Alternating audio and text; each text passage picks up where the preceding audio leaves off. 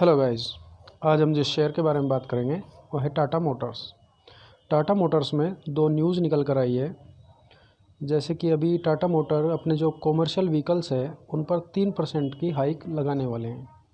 The increase in prices in the range of 2 से 2.5 मतलब 2 से 2.5% की होगी, जो 1 अप्रैल से इफ़ेक्टिव हो जाएगी। 1 अप्रैल से मतलब कि ये फोर्स में आ जाएगी। और जो दूसरी न्यूज़ निकल कर आई है वो ये है कि कंपनी कुछ फ़ंड इन्वेस्ट करने की सोच रही है और वो 15,000 करोड़ है अराउंड। वो करेंगे ये इलेक्ट्रिक सेगमेंट में अगले 5 साल के अंदर। अगले 5 साल में कंपनी 15,000 करोड़ रुपए इन्वेस्ट करेगी।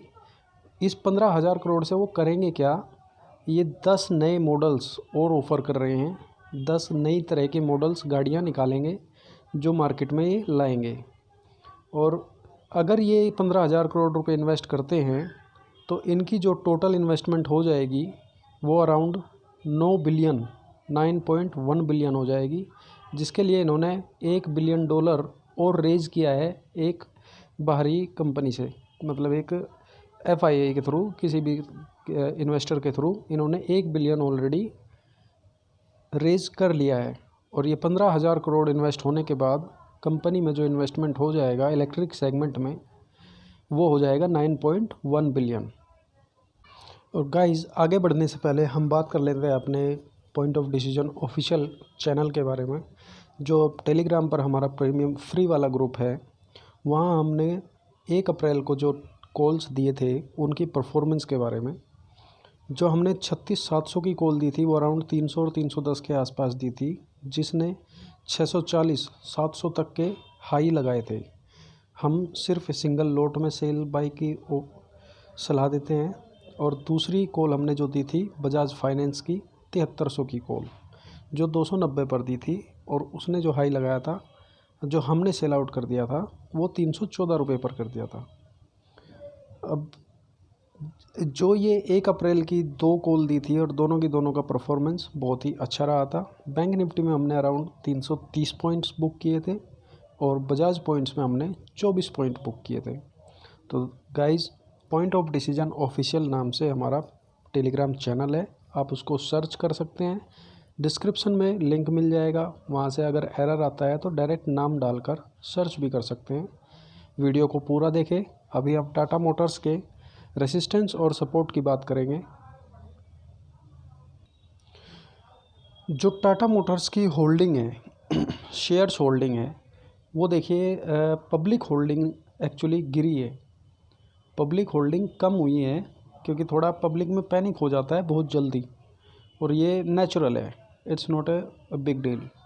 लेकिन गुड न्यूज़ जो है वो ये कि पब्लिक ने ज़रूर कम किया है, बट यहाँ पर कोई और भी है जिसने अपनी होल्डिंग बढ़ाई है, जैसे कि हमारे DII। देखिए, DII ने अपनी होल्डिंग जो जून 21 में थी 11.63, वो उन्होंने सितंबर 21 में डायरेक्ट पहुँचा दी 13.45, और दिसंबर 21 में ये 13.78 हो गई। मतलब कि DII अपनी होल्डिंग बढ़ा रहे हैं। और सिर्फ DII ही ऐसे अकेले इन्वेस्टर नहीं है जो अपनी होल्डिंग बढ़ा रहे हैं, FII भी अपनी होल्डिंग बढ़ा रहे हैं रेगुलर। देखिए, इन्होंने बीच में कम ज़रूर की थी सितंबर में, यहाँ थोड़ी कम हुई है, बट इट्स ओके। यहाँ पर देखिए डायरेक्ट इन्होंने बढ़ाई भी है। अब DII बढ़ा रहे हैं, FII बढ़ा रहे हैं, पब्लिक बेच देती है, पैनिक हो जाती है बहुत जल्दी।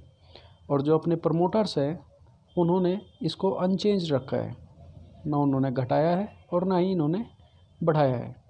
तो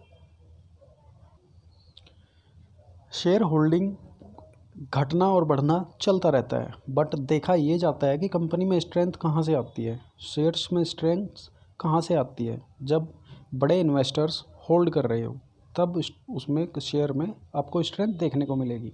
जैसे DII, वो बहुत ही मोटा पैसा इन्वेस्ट करते हैं और उनकी होल्ड करना, FII उनका होल्ड करना कंपनी के लिए और कंपनी उस शेयर के लिए एक गुड साइन होता है, क्योंकि उनको आगे का वो देखकर चलते हैं, फ्यूचर देखकर चलते हैं।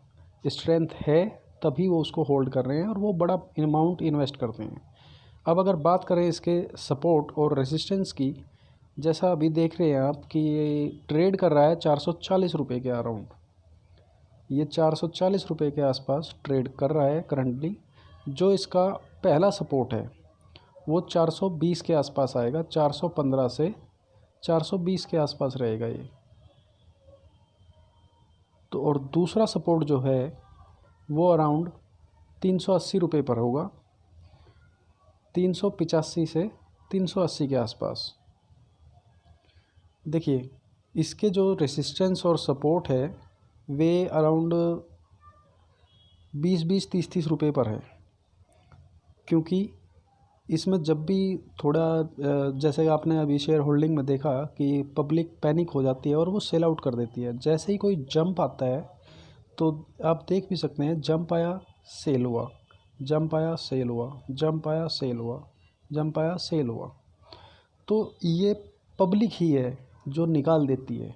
वो बड़े बड़े इन्वेस्टर्स जो है वो होल्ड करके चलते हैं। वो ये 10-20 रुपये के लिए नहीं खेलते, वो खेलते हैं 100, 150, 200 रुपये के लिए। और जब इसके हम रेसिस्टेंस की बात करें, अगर ये आज ट्रेड कर रहा है 440, 441, 42 के आसपास, तो इसका पहला रेसिस्टेंस भी यहीं पर मौजूद है। ये अपने रेसिस्टेंस पर ही ट्रेड कर रहा है ऑलरेडी।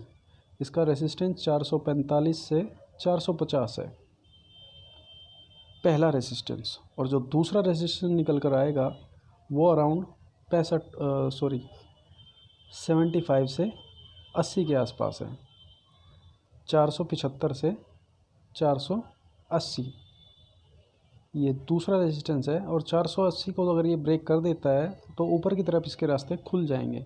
एक हल्का सा रेजिस्टेंस दिखेगा अराउंड 495, 490, 500 के पास, 495 से 500 के पास।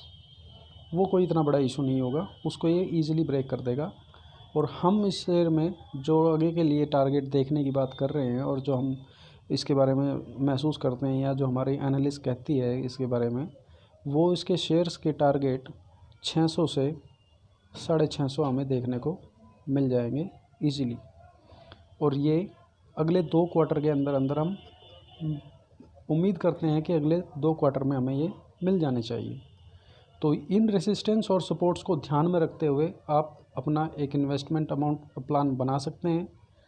सपोर्ट्स का ध्यान रखें, रेसिस्टेंस पे कोई प्रॉब्लम नहीं है, सिर्फ सपोर्ट्स पर आपको ध्यान देना है और एक छोटा सा 4-6 महीने का व्यू रखकर चलें। थैंक यू गाइस, मिलते हैं नेक्स्ट वीडियो में। Thank you so much.